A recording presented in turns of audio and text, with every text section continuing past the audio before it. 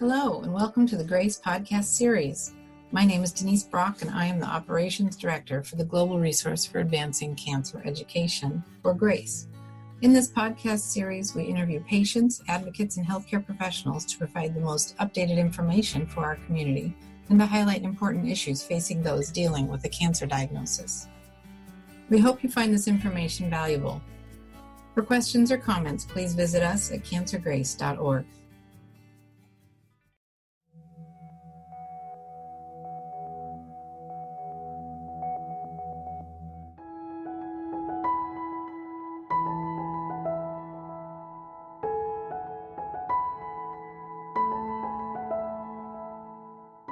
So the first topic we'll cover today is, could pre-operative immunotherapy improve outcomes in early-stage non-small cell lung cancer?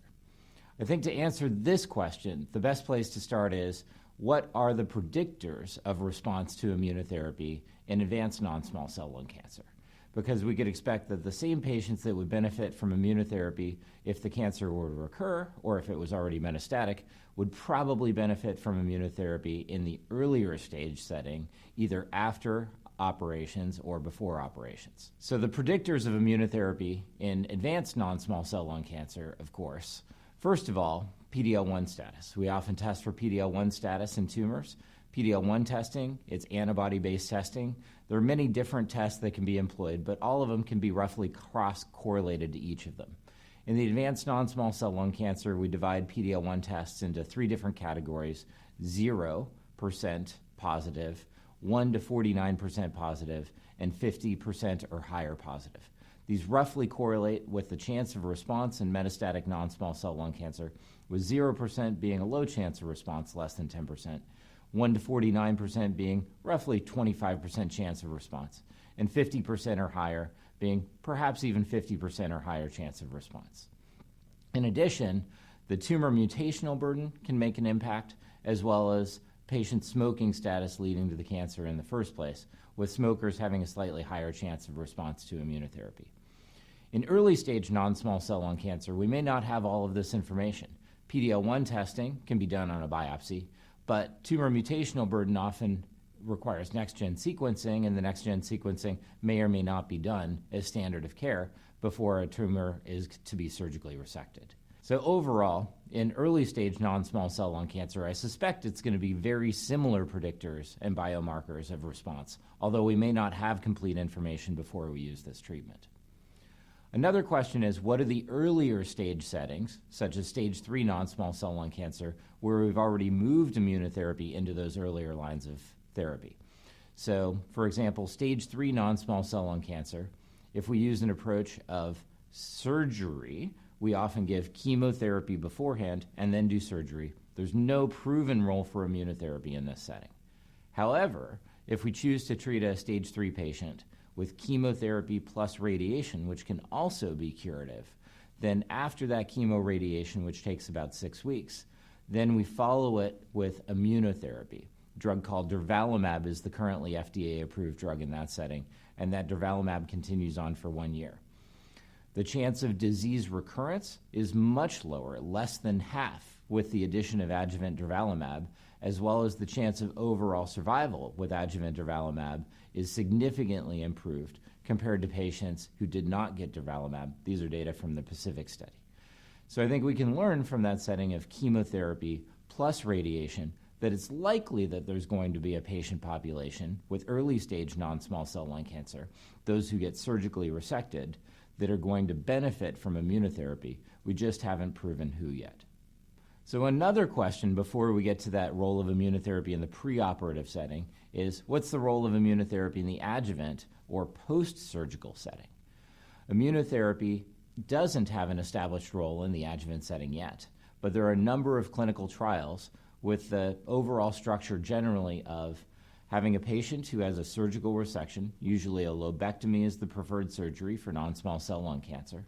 Then most patients, if they have a more than 4 centimeter tumor or node-positive disease, would be offered adjuvant chemotherapy. That's standard of care, and that does have a significant overall survival benefit compared to not receiving chemotherapy. Then after all of completion of therapy, surgery, and chemotherapy, patients are randomized in these clinical trials to receive immunotherapy, usually for about a year, versus either placebo or observation standard of care. In these clinical trials, which haven't yet matured because we're looking for overall survival benefits as well as decreases in tumor recurrence afterward, in these clinical trials, there are hundreds of patients that have been randomized to this question on both sides, but it will take a few years to get that information back of whether we've actually improved outcomes in patients who have received immunotherapy. Of course, there are potential downsides, such as patients who receive immunotherapy may have autoimmune side effects, some of which can occasionally, but rarely, even be life-threatening. So now we'll get to the primary question that were answered with all the background from metastatic lung cancer, stage 3 lung cancer with a role for immunotherapy, what are the predictors of response to immunotherapy, and where might we see the trials go forward. There are patients for whom primary surgical resection of the non-small cell lung cancer isn't preferred. Often these are patients with larger tumors, with node-positive disease between the two lungs, so these are nodes that are more challenging to remove without leaving any recurrence of disease behind. And so for these patients, oftentimes we say, let's flip around chemotherapy, and instead of giving it after surgery, we give it before surgery. So for patients who get chemotherapy before surgery, we often will see dramatic shrinkages of those tumors, making it more straightforward and having a higher chance of no tumor being left after surgery. So the question is, can we either substitute that chemotherapy before surgery or even add immunotherapy to that chemotherapy before surgery? And I think the question is valid. There are multiple clinical trials going on in this realm. And personally, even though we have some data showing immunotherapy can cause responses of tumors by itself, I think it's probably more promising to add immunotherapy to chemotherapy. We know chemotherapy has a chance of shrinking non-small cell lung cancer by itself.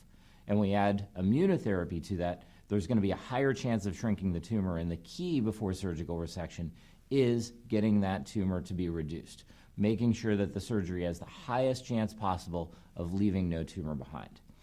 Now, of course, after all of the treatment, after surgery, we don't give more chemotherapy afterward because we gave it before, but often these trials are structured in such a way that we give immunotherapy, often for a year afterward. It's unclear whether that has a primary role by itself, but we'll see what the data show. So overall in trials, chemotherapy causes responses of cancers. Immunotherapy by itself, certainly, there are trials with as high as 50% response rates from immunotherapy in non-small cell lung cancer, but a few patients who don't have tumor shrinkage can actually have tumor grow and then not be a surgical candidate afterwards. So I do worry a bit about immunotherapy by itself before surgery. But I think these approaches of neoadjuvant before surgery, chemotherapy, and adding immunotherapy for patients with bigger tumors, for patients with more node-positive or bulky disease overall, that surgery may not be the best idea right up front, but a surgeon says, hey, if we get this tumor a little bit smaller, you may be a surgical candidate. I think those are the patients most likely to benefit from future approaches of chemotherapy plus immunotherapy, maybe factoring in those predictors that we have in metastatic disease overall.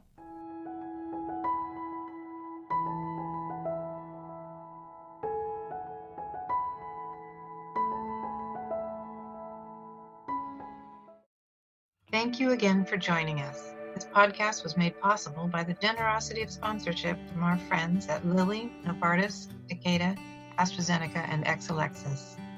Please like and follow us on Facebook and Twitter. Send us feedback, share your story, donate and visit us for more information at cancergrace.org. Thank you for listening.